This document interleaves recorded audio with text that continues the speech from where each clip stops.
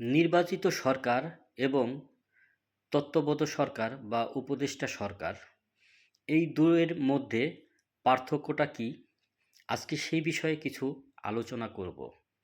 যারা বলেন আমাদের কাছে এই সরকারই ভালো, এই সরকারই আরও কিছুদিন থাকুক, আলহামদুলিল্লাহ।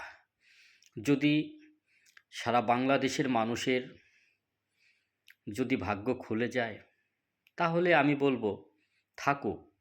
কিন্তু এই নির্বাচিত ছাড়া সরকার যদি দেশে থাকে তাহলে দেশের কি প্রবলেমটা হয় সে বিষয়ে আজকে কিছু আলোচনা আমি করব। অবশ্যই যারা 2006 সাল পর্যন্ত যারা বাজার সদাই করছেন তারা হয়তো জানতে পারবেন। তাছাড়া যারা নিজের হাতে বাজার করেন না তারা হয়তো এগুলো জানতে পারবেন না বা তারা জানেন না। 2006 সাল পর্যন্ত যখন বিএনপি সরকার ক্ষমতায় ছিল তখন কিন্তু মিনিকেট চাউল ছিল 14 টাকা 8 আনা কেজি। তো হিসেব করে দেখেন 14 টাকা 8 আনা কেজি হলে তখন কিন্তু ভাই 25 কেজির কোনো বস্তা ছিল না। তখন কিন্তু 50 কেজির বস্তা ছিল এবং সাধারণ জনগণ 50 কেজির বস্তা কিন্তু কিনে নিয়ে যাইত অল্প কিছু টাকায়। 14 টাকা 8 আনা যদি চাউলের কেজি হয় তাও মিনিকেট, তাহলে কয়টা টাকা লাগতো একটা মাস সংসার চলাইতে? সয়াবিন তেল ছিল তখন 27 থেকে 32 টাকা, ডাউল ছিল 27 থেকে 30 টাকা। তো দ্রব্যমূল্যের দাম এতটা নিচে ছিল, হঠাৎ করে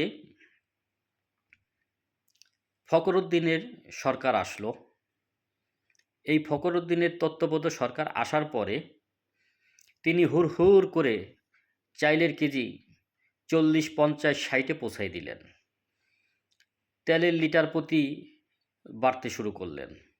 দেশের দ্রব্যমূল্য এত পরিমাণে বেড়ে গেল যেটা এখনও কিন্তু কমে নাই, বাড়া ছাড়া।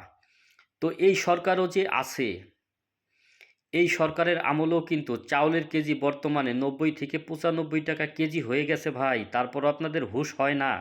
আপনাদের এরকমই সরকার প্রয়োজন? বা একটু হুঁশে আসেন। হ্যাঁ, তারাই নির্বাচন চায় না যারা নির্বাচন করতে চায় অথচ তাদের জনসমর্থন নাই, ভোট নাই। কিন্তু ভাই তাদের জন্য তো সারা জীবন দেশের জনগণ কষ্ট করবে না। কারণ অনির্বাচিত সরকার দেশে থাকলে বিদেশি কোনো বিনিয়োগ আসে না। আর বিদেশি বিনিয়োগ না আসলে তখন কিন্তু ভ্যাট ট্যাক্স এমন পরিমাণে বাড়তে থাকে, দ্রব্যমূল্যের দাম এমন পরিমাণে বাড়তে থাকে যেটা আকাশ ছোঁয়া হয়ে যায়।